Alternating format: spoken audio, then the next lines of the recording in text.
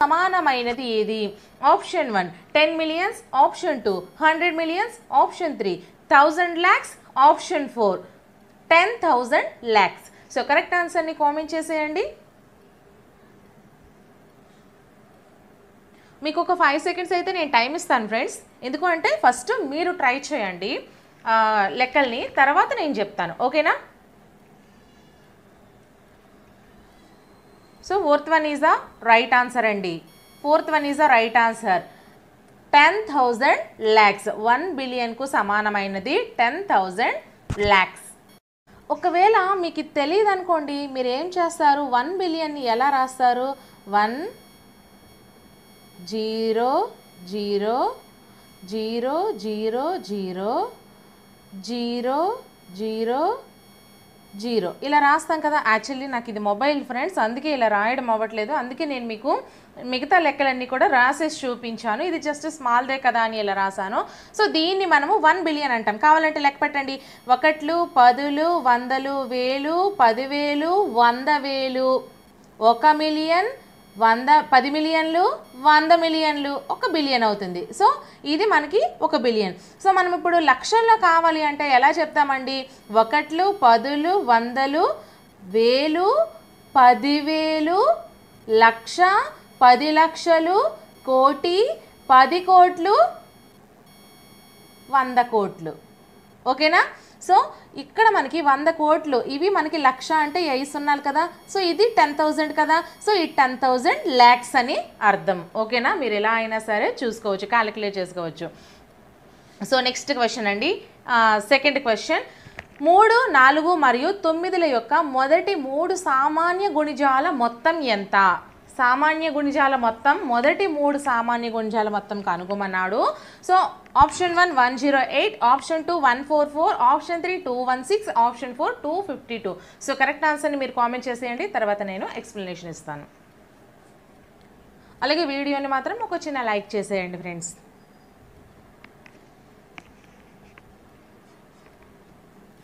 So third one is the right answer అండి. 216 మనకి ఎలా వస్తుంది అంటే 3, 4, 9లకు కసాగు అడిగాడండి. సో 3, 4, 9ల్ని ఫస్ట్ మనం కసాగు తీసుకోవాలి.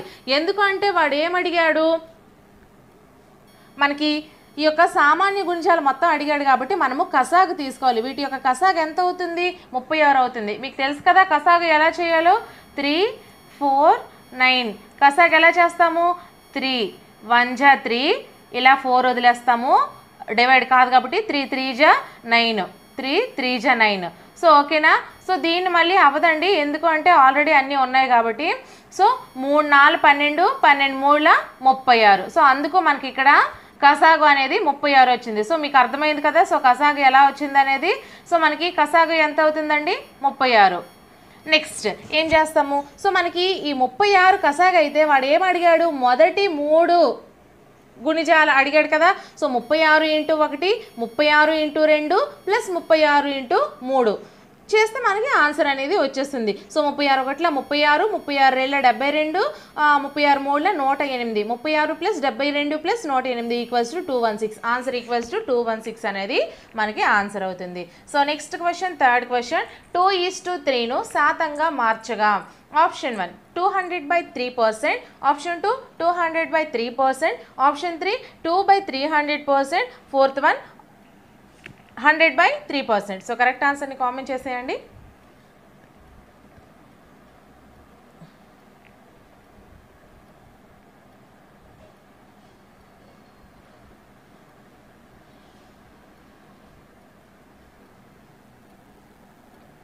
So first one is the right answer అండి. 200/3%. మనకి ఎలా వస్తుంది? 2/3 × 100 వేస్తాం. 2:3 ఇచ్చాడు కదా. 2:3 అంటే ఏంటండి? 2/3 అని అర్థము. ఈ 2/3 × 100 ఈక్వల్స్ టు 200/3%. ఈ విధంగా అయితే మనకి వస్తుంది. So next question. 3/5కు సమానమైన భిన్నం ఏది? మనం ఆప్షన్స్ చూసుకుంటే first one 5/3, second one 9/25, third one 9/15, fourth one 13/15. So correct ఆన్సర్ని కామెంట్ చేసేయండి.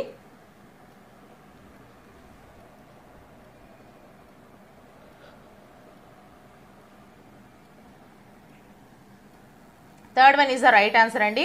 సో అలానే ఒకసారి చూసేద్దాము.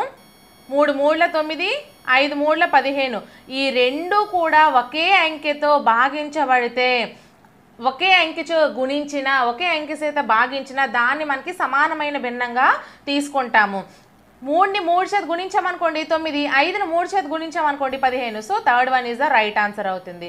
ఓకేనా? సో ఈ విధంగా అయితే మనము క్యాలిక్యులేట్ చేసుకుంటాము. 3/5 ఇంటూ 3/3 రెండు కూడా ఒకే అంకెతో గుణిస్తే దానికి వచ్చే దాన్ని మనము సమానమైన భిన్నంగా తీసుకుంటాం. అలాగే భాగించినా కూడా మనకి ఇప్పుడు దీన్ని ఈ 9/15ని డివైడెడ్ బై 3 తీసుకున్నాం అనుకోండి, అప్పుడు ఆన్సర్ మనకి 3/5 వస్తుంది. సో గుణించినా భాగించినా ఒకే అంకెతో మనకి ఏదైనా సరే ఆన్సర్ వస్తే దాన్ని మనం సమానమైన భిన్నంగా తీసుకుంటాము. సో నెక్స్ట్ క్వశ్చన్ ఏం చేస్తాం? 95th క్వశ్చన్ అంటే 5th క్వశ్చన్. సో -62, -37, -12 డాష్ క్రమంలో తర్వాత సంఖ్య. సో -62, -37, -12 తర్వాత ఏ సంఖ్య వస్తుంది ఇక్కడ అని అడిగాడు. సో ఆప్షన్స్ మనం చూసుకుంటే first one 25, second one 13, third one 0, fourth one -13. So correct ఆన్సర్ని కామెంట్ చేసేయండి.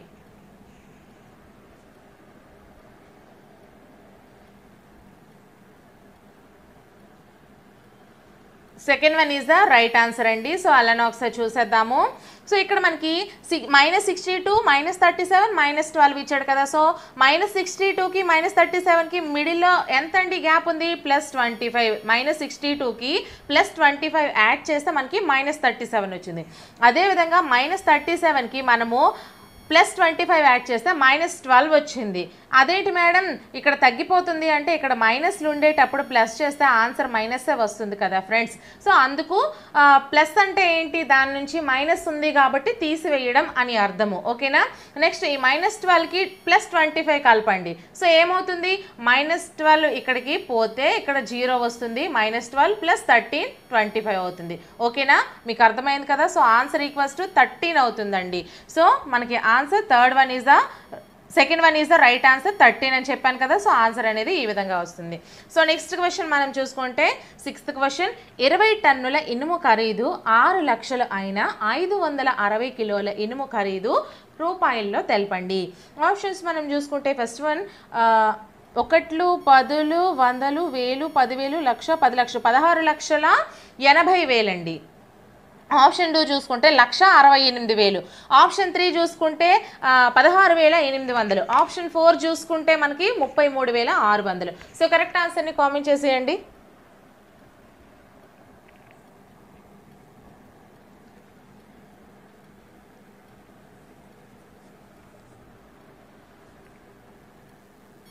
Third one is the right answer అండి. సో అలానే ఒకసారి చూసేద్దాము. 20 టన్నుల ఇనుము ఖరీదు ఎంత ఇచ్చాడండి? 6 లక్షలు ఇచ్చాడు. 20 టన్నులు అంటే ఎంత? 20,000 కిలోలు అని అర్థం కదా. టన్ అంటే 1000 కిలోలు, మరి 20 టన్నులు 20,000 కిలోలు. సో 20,000 కిలోలు మనకి 6 లక్షలు అండి. ఓకేనా? 1 కిలోకి ఎంత పడుతుంది? సో 1 కిలోకి ఎంత పడుతుంది? 560 కిలోలకి ఎంత పడుతుంది? సో 1 కిలోకి ఎంత పడుతుందో మనం తెలుసుకోవడానికి 6 లక్షలు బై 20,000 వేస్తాం. ఓకేనా? 6 లక్షలు బై 20,000. అయితే 560 కిలోల ఇనుముకి ఎంత పడుతుందని తెలుసుకోవడానికి ఇంటూ 520. సో మనకి ఇక్కడ 4 జీరోస్, ఇక్కడ 4 జీరోస్ క్యాన్సిల్ అయితే ఇక్కడ 2తో ఇది 30 వస్తుందండి. 30 × 560 = 16,800 ఆన్సర్ అనేది అవుతుంది. ఓకేనా? ఈ విధంగా అనేది ఈ మోడల్లో లెక్కలు చేయాలి. So next question. ఒక లారీ 297 కిలోమీటర్లు ప్రయాణించడానికి 54 లీటర్ల డీజిల్ అవసరమైన 550 కిలోమీటర్ల దూరం ప్రయాణించడానికి అవసరమయ్యే డీజిల్ లీటర్లలో తెలపండి. ఆప్షన్స్ మనం చూసుకుంటే first one 100, second one 50, third one 25.16, fourth one 25. So correct ఆన్సర్ని కామెంట్ చేసేయండి.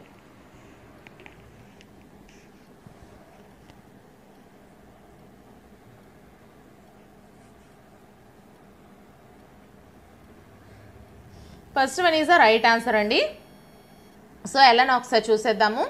54 లీటర్లతో ప్రయాణించిన దూరం ఎంత ఇచ్చాడు? 295 కిలోమీటర్లు. సో డాష్ లీటర్లతో ప్రయాణించిన దూరం 550 కిలోమీటర్లు. ఇక్కడ మనము దీన్ని ఎక్స్ అనుకుందామండి.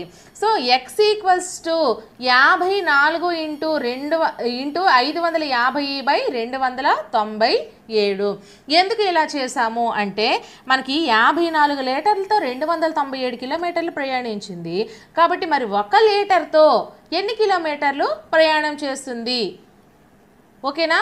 కాబట్టి మనము 54 ఇంటూ 297 వేసాము. అలాగే ఇంటూ 550 కిలోమీటర్లు. ఎంత ప్రయాణించిన దూరం మనకు కనుక్కోవాలి అంటే దాన్ని ఇంటూ చేస్తాము. ఇంతకుముందు మనం చేసినటువంటి లెక్కలాగే సేమ్ దీన్ని మనము డివైడ్ చేసేసినట్లయితే మనకి 100 లీటర్స్ అనేది వస్తుంది.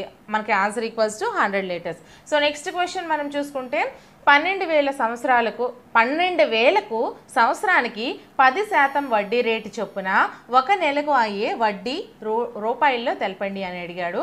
సో ఆప్షన్స్ మనం చూసుకుంటే first one 12,100, second one 1,200, third one 600, fourth one 100. So correct ఆన్సర్ని కామెంట్ చేసేయండి.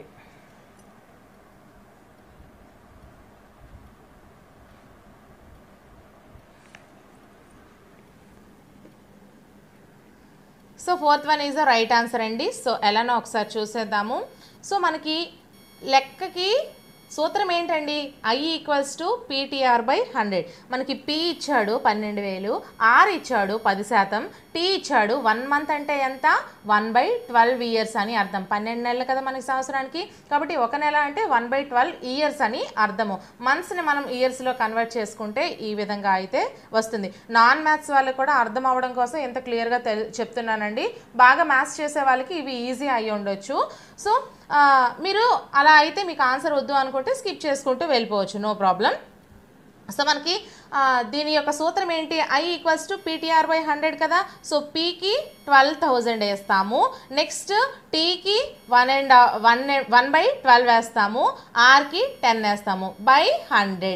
ఇది మనకి సూత్రం ప్రకారం మీరు దీన్ని క్యాన్సిల్ చేసేయండి.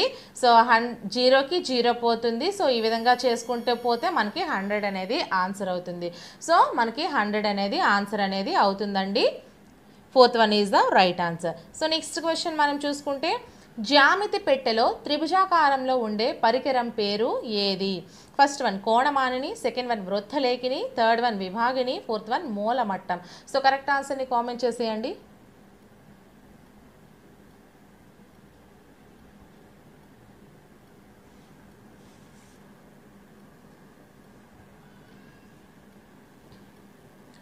So fourth one is the right answer అండి. వృత్తలేఖిని ఎలా ఉంటుందో మీకు తెలుసు కదా. వృత్తం గీస్తాము. సో ఇలా ఉండి ఇక్కడ పెన్సిల్ పెట్టుకొని చేస్తాము. కోణమాలిని కూడా సేమ్ మనకి అదే విధంగా ఉంటుంది. విభాగిని కూడా సేమ్ మనకి అదే విధంగా ఉంటుంది. కానీ మూలమట్టం వచ్చేసరికి మనకి ఈ విధంగా 2 కాంసెస్ బాక్స్లో ఇస్తారు కదా. ఇలా చిన్నదొకటి, ఇలా పెద్దదొకటి. సో ఈ రెండు కూడా మనకి మూలమట్టాలు అంటాము. కాబట్టి fourth one is the right answer. ఇవి మనకి త్రిభుజాకారంలో ఉంటాయి. ఓకేనా? సో నెక్స్ట్ క్వశ్చన్ 100ది 2 సమాంతర రేఖల మధ్య కోణము. First one 0 degrees, second one 90 degrees, third one 180 degrees, fourth one 270 degrees. So correct ఆన్సర్ని కామెంట్ చేసేయండి.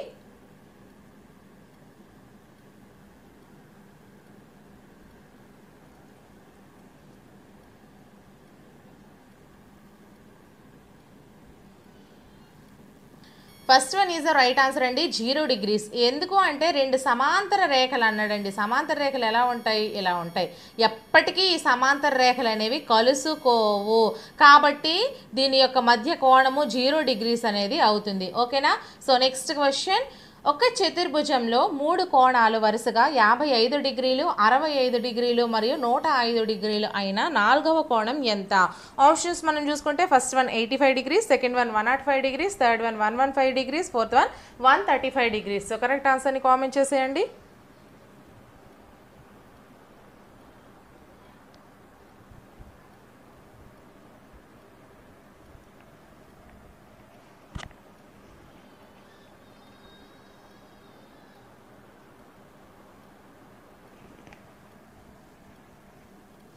Fourth one is the right answer అండి, 135 degrees. సో ఎలా ఒకసారి చూసుకుందాము.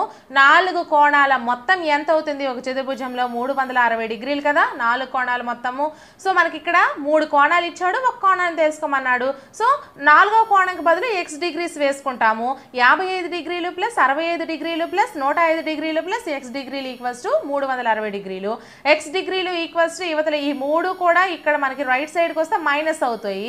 So 360 minus 225. So x degrees equals to 135 degrees. ఓకేనా? So next question.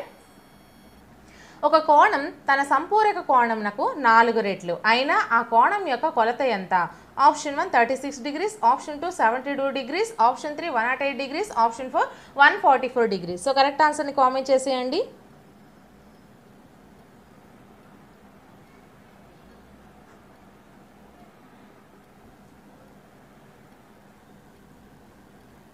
Fourth one is the right answer అండి. So అలానే ఒకసారి చూసేద్దాము. సో ఒక కోణంకి x డిగ్రీస్, సంపూరక కోణం అంతే ఎంత అండి? 180 degrees మైనస్ x డిగ్రీస్, అంతే కదా. ఒక కోణాన్ని మనం x డిగ్రీ సారీ ఫ్రెండ్స్, ఒక కోణాన్ని x డిగ్రీస్ అనుకున్నాం అనుకోండి. సో సంపూరక కోణం అంటే ఏంటి? 2 కోణాల మొత్తం కదా మనకి సంపూరక కోణము. So 180 degrees minus x degrees మనం వేసుకున్నట్లయితే మనకి మిగతా కోణం అనేది వస్తుంది. So x degrees equals to 4 into 180 degrees minus x degrees. So x degrees equals to 4 into 180 అలాగే 4 ఇంటూ x వేసుకుంటాం. 720 degrees minus 4x degrees. So 5x degrees equals to 5x ఎలా వచ్చింది అంటే ఈ 4x అనేది ఇటువైపుకి వస్తే ఈ x ప్లస్ ఈ మైనస్ 4x ఇక్కడ లెఫ్ట్ సైడ్కి వస్తే ప్లస్ 4x అవుతుంది కదా. So x plus 4x equals to 5x అలాగే 720 degrees. So 5x equals to 720 degrees, x equals to 720/5. So మనకి 144 degrees అనేది ఆన్సర్ అనేది అవుతుంది. ఓకేనా? So next question. ఈ క్రింది త్రిమితీయ ఆకారాలలో శీర్షం లేనిది? ఆప్షన్ 1 శంఖువు, ఆప్షన్ 2 గోళం, ఆప్షన్ 3 పిరమిడ్, ఆప్షన్ 4 పట్టకం. సో కరెక్ట్ ఆన్సర్ని కామెంట్ చేసేయండి.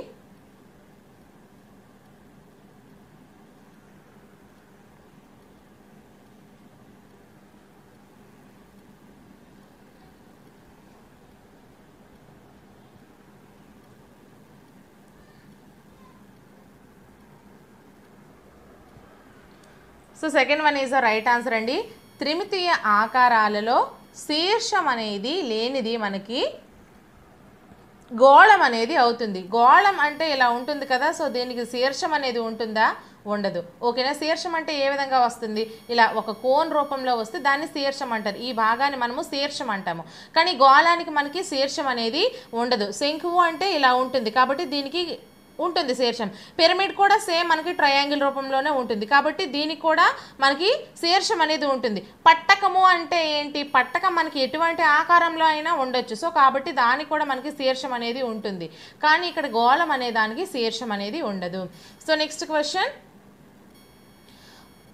3/13 whole power minus 2 into 3/13 whole power minus 9 equals to 3/13 whole power 2x plus 1 అయిన x విలువ ఎంత?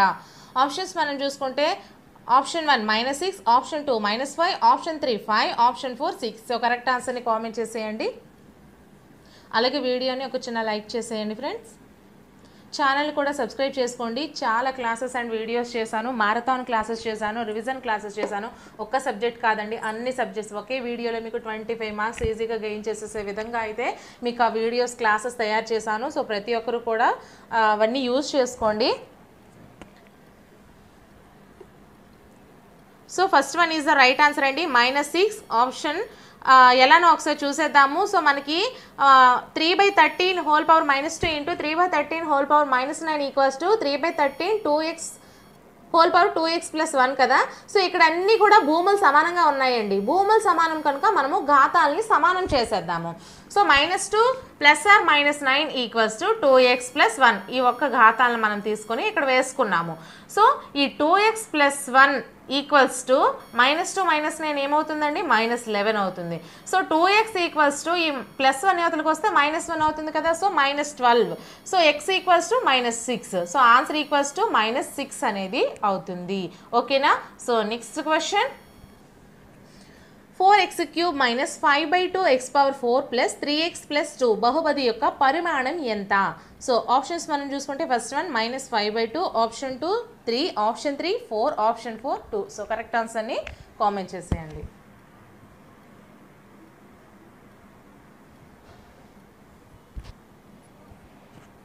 Third one is the right answer అండి. బహుపది యొక్క పరిమాణము ఏంటి అంటే మనం ఎలా చూసుకోవాలి అంటే ఇచ్చిన దాంట్లో దేనికైతే ఎక్కువ ఘాతం ఉందో దాని యొక్క పరిమాణంగా బహుపది యొక్క పరిమాణంగా తీసుకుంటాము. ఓకేనా? ఆల్రెడీ ఇంతకు ముందు వీడియోలో కూడా నేను చెప్పాను ఎలా లెక్క కట్టాలి అని. So third one is the right answer అంటే ఆప్షన్ 4 మనకి ఆన్సర్ 4 అవుతుంది. ఆప్షన్స్ చూసుకుంటే థర్డ్ వన్ రైట్ అవుతుంది. సో నెక్స్ట్ క్వశ్చన్, ఒక సంఖ్యను రెట్టింపు చేసి 10 తీసివేయగా 32కు సమానమైన ఆ సంఖ్య ఎంత? ఆప్షన్స్ మనం చూసుకుంటే first one 32, second one 21, third one 11, fourth one 10. So correct ఆన్సర్ని కామెంట్ చేసేయండి.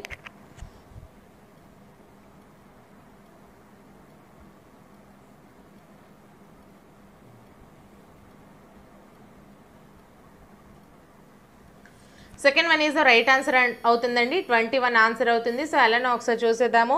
ఒక సంఖ్యను మనం ఎక్స్ అనుకుందాము.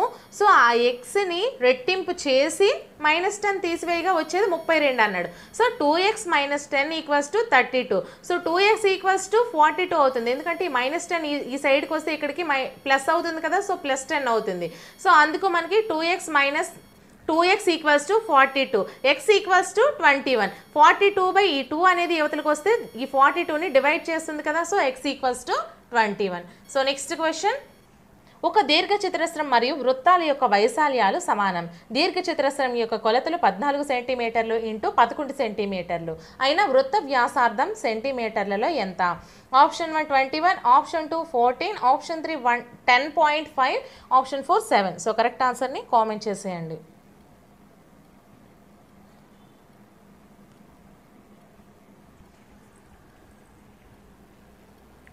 So fourth one is the right answer అండి. ఎలానో ఒకసారి చూసేద్దాము. దీర్ఘచతురస్ర వైశాల్యము = వృత్త వైశాల్యం వేసుకుంటాము. సో దీర్ఘచతురస్రం వైశాల్యం ఎంత ఇచ్చాడు? 14 × 11 ఇచ్చాడు. సో 22/7 × r² అనేది మనకి వృత్త వైశాల్యం అవుతుంది. సో దీన్ని మనము రివర్స్లో చేసుకొని చేసేద్దాం. r² = 14 × 7 అంటే ఈ 7 అనేది ఇటు వెళ్తే ఇంటూ అవుతుంది కదా. ఈ 22 అనేది డివైడెడ్ బై అవుతుంది. సో ఇక్కడ మీకు క్లియర్గా వేసి చూపించాను ఎలా అనేది.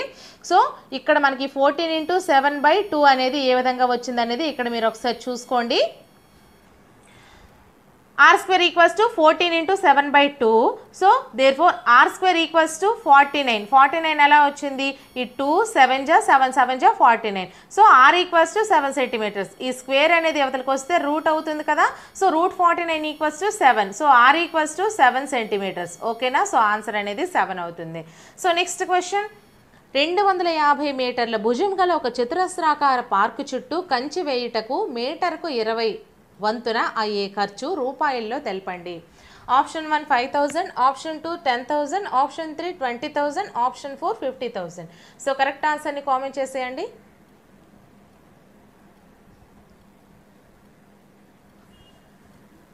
Third one is the right answer అండి. సో ఎలానో ఒకసారి చూసేద్దాము. మొత్తం ఖర్చు = చుట్టుకొలత × 20 కదా. సో చుట్టుకొలత మనం చూసేసి దాన్ని 20 చేత గుణించేస్తామండి.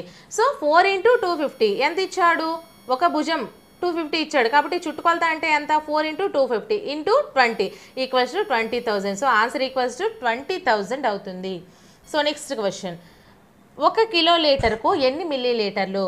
So option 1 10 lakhs, option 2 1 lakh, option 3 10,000, option 4 1000. So correct ఆన్సర్ని కామెంట్ చేసేయండి.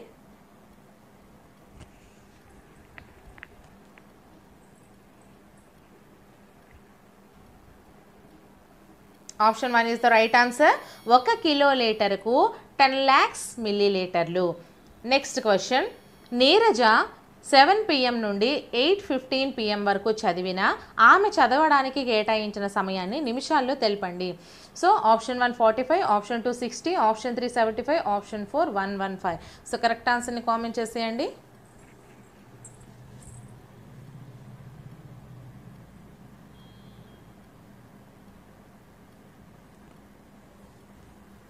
Third one is the right answer అండి, 75 minutes అని. సో కావలసిన సమయం అంటే ఏంటి, మనకి ఇచ్చిన సమయం నుంచి ఇచ్చిన సమయాన్ని తీసివేస్తాము. So 8:15 PM - 7 PM. So 1:15 minutes అంటే 1 గంట 15 నిమిషాలు. సో అంటే 1 గంటకి 60 నిమిషాలు ప్లస్ 15 నిమిషాలు 75 minutes అవుతుంది. ఓకేనా. సో నెక్స్ట్ క్వశ్చన్, 15 మంది విద్యార్థులకు ఒక పరీక్షలో వరుసగా 8, 1, 5, 2, 6, 5, 5, 0, 1, 9, 7, 8, 0, 3, 5 మార్కులు వచ్చిన 5 లేదా అంతకంటే ఎక్కువ మార్కులు పొందిన విద్యార్థుల సంఖ్య ఎంత? Option 1 9, option 2 8, option 3 7, option 4 5. So correct ఆన్సర్ని కామెంట్ చేసేయండి.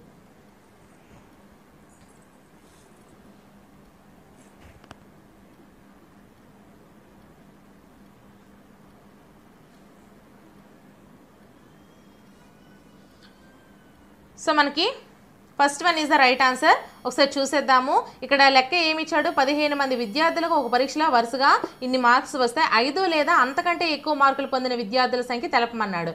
సో 5 లేదా అంతకంటే ఎక్కువ మార్కులు వచ్చినవి సున్నాలు చుట్టండి. 1 2 3 4 5 6 7 8 9. సో 9 మంది. ఓకేనా. సో నెక్స్ట్ క్వశ్చన్, 9ను ప్రాతినిధ్యపరిచే గణన చిహ్నం ఏది? ఆప్షన్ 1 ఈ విధంగా ఇచ్చాడు, ఆప్షన్ 2 ఈ విధంగా ఇచ్చాడు, ఆప్షన్ 3, ఆప్షన్ 4. సో కరెక్ట్ ఆన్సర్ని కామెంట్ చేసేయండి ఒకసారి చూసుకొని.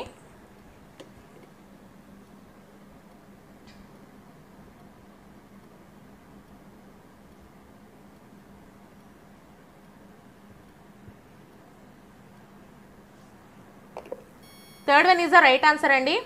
సో ఇవి 5 + 9, సో 9 కదా, 9ని చూపిస్తుంది.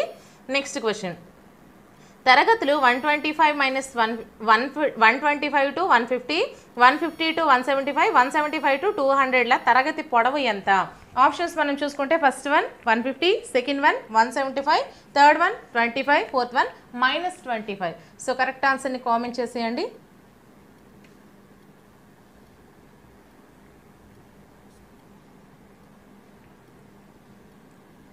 Third one is the right answer అండి. ఎలానో ఒకసారి చూసేద్దాము. 125 to 150 ఇలా వేస్తాం కదా.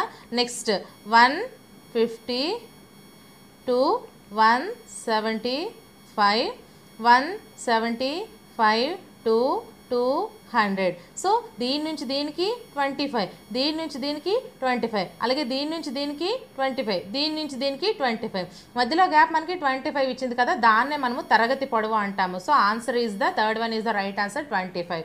సో నెక్స్ట్ క్వశ్చన్, తుషార్ ఒక కేకులో 5 భాగాలలో 3 భాగాలు తినిన మిగిలిన భాగం యొక్క భిన్న రూపం ఎంత?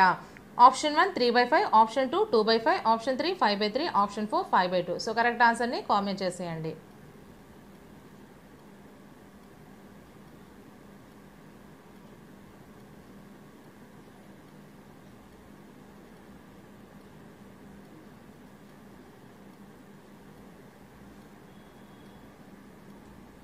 Second one is the right answer అండి, 2/5. ఎలా వస్తుంది?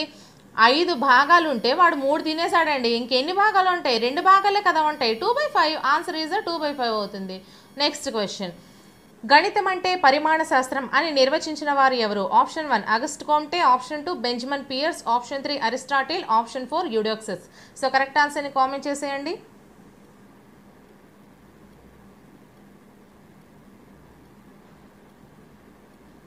Third one is the right answer అండి, అరిస్టాటిల్. గణితం అంటే పరిమాణ శాస్త్రం అని నిర్వచించిన వారు Aristotle. So next question, Young వర్గీకరణలో సూచించబడిన విద్యా విలువ? ఆప్షన్ 1 ప్రయోజన విలువ, ఆప్షన్ 2 గణితం యొక్క ఇతర విలువలు, ఆప్షన్ 3 ఒక ఆలోచన సరళిగా గణితం, ఆప్షన్ 4 క్రమశిక్షణ విలువ. సో కరెక్ట్ ఆన్సర్ని కామెంట్ చేసేయండి.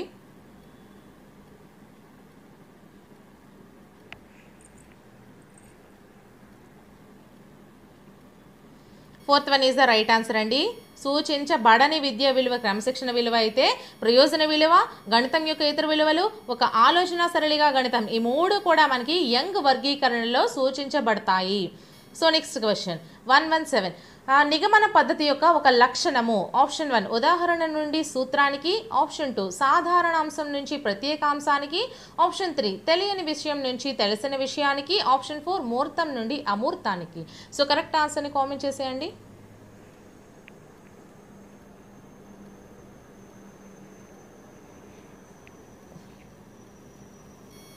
So second one is the right answer అండి.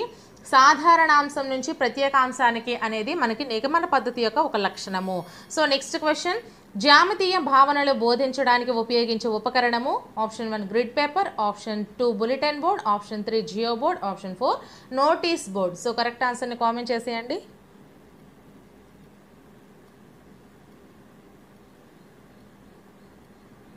Third one is the right answer అండి, జియో బోర్డ్. జ్యామితీయ భావనలు బోధించడానికి ఉపయోగించే ఉపకరణం geoboard. So next question, క్రింది వాటిలో విద్యా ప్రణాళిక నిర్మాణ సూత్రం కానిది. ఆప్షన్ 1 ప్రయోజన విలువ సూత్రం, ఆప్షన్ 2 సహసంబంధ సూత్రం, ఆప్షన్ 3 శిశు కేంద్రీకృత ప్రణాళిక సూత్రం, ఆప్షన్ 4 సర్పిల ఉపగమము. సో కరెక్ట్ ఆన్సర్ని కామెంట్ చేసేయండి.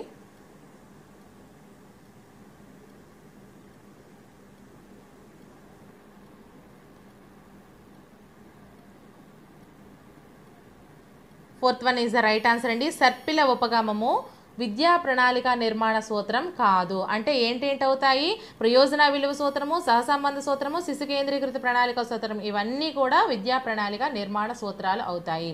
సో నెక్స్ట్ క్వశ్చన్, 3 × 4 = 12ను ఒక సంఖ్యా రేఖపై సూచించండి. దీని ద్వారా పరీక్షించదలిచిన విద్యా ప్రమాణము ఏది. ఆప్షన్ 1 కారణాలు చెప్పుట, నిరూపణలు చేయుట, ఆప్షన్ 2 వ్యక్తపరచడం, ఆప్షన్ 3 అనుసంధానం, ఆప్షన్ 4 ప్రాతినిధ్యపరచుట, దృశ్యీకరణ. సో కరెక్ట్ ఆన్సర్ని కామెంట్ చేసేయండి. సో అలాగే ఈ వీడియోని ఒక చిన్న లైక్ చేసేయండి ఫ్రెండ్స్. ఇలా నేను చాలా వీడియోస్ అనేవి చేశాను. లాస్ట్ టైం తెలంగాణ టెట్ వాళ్ళకి ఓన్లీ ఒకటే ఇలా చేశానండి, గ్రాండ్ టెస్ట్ వీడియో. మ్యాక్సిమం అవే క్వశ్చన్స్ కొంచెం అంకెలు అటు ఇటుగా మార్చేసి ఇచ్చేసారు. సో టెట్లో అయితే పేపర్లో. సో మీరు కూడా ఇటువంటి మంచి అవకాశాన్ని దూరం చేసుకోకండి. ఛానల్ని సబ్స్క్రైబ్ చేసుకొని వీడియోస్ని ఫాలో అవుతూ ఉండండి. మీకు అన్నీ కూడా ఫ్రీగా అందిస్తున్నా కదా, ఇంకెందుకు మీకు ప్రాబ్లం. సో ఆప్షన్స్ మనం కరెక్ట్ ఆన్సర్ చూసుకుంటే 4th one is right answer అండి. ప్రాతినిధ్యపరచుట, దృశ్యీకరణ అనేది మనకి కరెక్ట్ ఆన్సర్.